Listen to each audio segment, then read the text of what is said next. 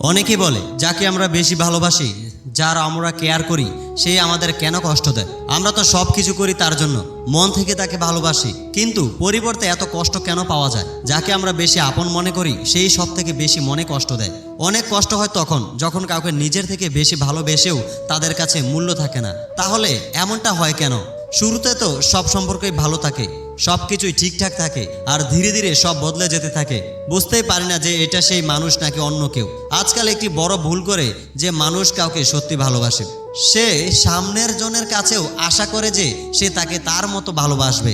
আমরা কাউকে আমাদের লাইফে এত বেশি গুরুত্ব দিয়ে ফেলি যতটা সে পাওয়ার যোগ্য নয়, আর এই ভুলটি আমরা বারবার করি। আপনি সব জানেন, সব বোঝেন যে ওই মানুষটির কাছে আপনার কোনো মূল্য নেই, তারপরেও আপনি তার পিছনেই পড়ে থাকেন। তাই তো আপনার মন ভেঙে যায়, আপনার জীবনে কষ্ট আসে। অনেকে তো বলে সহজ নয় এসব কিছুকে ভুলে যাওয়া, যাকে আমরা জীবনের সব থেকে বেশি ভালোবেসেছি, আর যখন এটা জানতে পারি যে তার জীবনে আমাদের কোনো মূল্য নেই, তখনই মনটা ভেঙে যায়।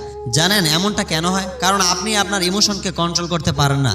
যে ব্যক্তি তার ইমোশনকে কন্ট্রোল করতে পারবে না, সে সব কিছু দেখেও কিছু দেখতে পাবে না। আপনি বোঝেন যে যাকে নিয়ে আপনি ভাবেন সে আপনাকে নিয়ে আপনার মতো ভাবে না, তারপরেও আপনার মন মানে না, তারপরেও আপনি আপনার মনকে বোঝাতে পারেন না। বারবার আপনি কষ্ট পান, বারবার কান্না করেন, কিন্তু তারপরেও বারবার আপনার মন সেখানেই ফিরে যেতে চায়। মনে রাখবেন, যে ব্যক্তি আপনার যোগ্য নয় আর তাকে যদি আপনি বেশি মূল্য দেন, তাহলে আপনি এত কষ্ট পাবেন যা আপনি কোনোদিনও ভাবেননি। অনেকে তো বলে এইসব চিন্তাগুলোকে কন্ট্রোল করতে পারি না, বারবার তাকে ভালোবেসে ফেলি, নিজের উপর কন্ট্রোল হারিয়ে ফেলি।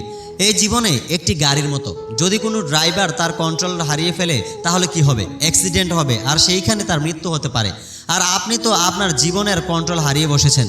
মন তো ভাঙবেই, কষ্ট তো পাবেনই। অনেকে লোক বলে কিভাবে আমরা এসব কষ্ট থেকে বাইরে আসব, কিভাবে নিজেকে কন্ট্রোল করব।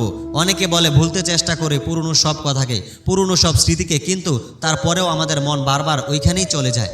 একবার এক গুরু তার শিষ্যর সাথে রাস্তা দিয়ে যাচ্ছিল, তখন তারা দেখে একটি লোক একটি ইলেকট্রিক খুঁটি ধরে চিৎকার করছে যে আমাকে বাঁচাও, আমাকে বাঁচাও।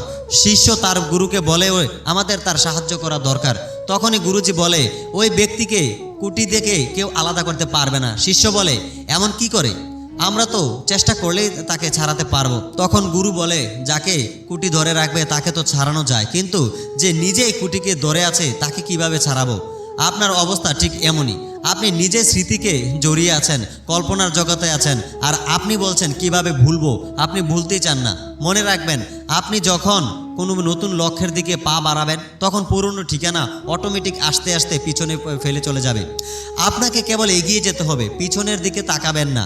আপনি এই কারণে এই কষ্টকে ভুলতে পারছেন না, কারণ আপনি বারবার পিছনের দিকে দেখছেন, তাই আপনি আগাতেও পারছেন না। যে মানুষ সামনের দিকে আগানোর শিখে যাবে, কোনো কষ্টই তার সামনে টিকতে পারবে না।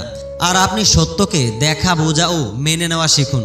প্রতিটি মানুষের ভাবনা আলাদা, প্রতিটি মানুষের চিন্তাও আলাদা। এটা গুরুত্ব নয়, আপনি তার সম্পর্কে যা ভাববেন সেও আপনার সম্পর্কে তাই ভাববে, কিন্তু যতক্ষণ আপনি এটা বুঝতে পারবেন ততক্ষণ অনেক দেরি হয়ে যায়।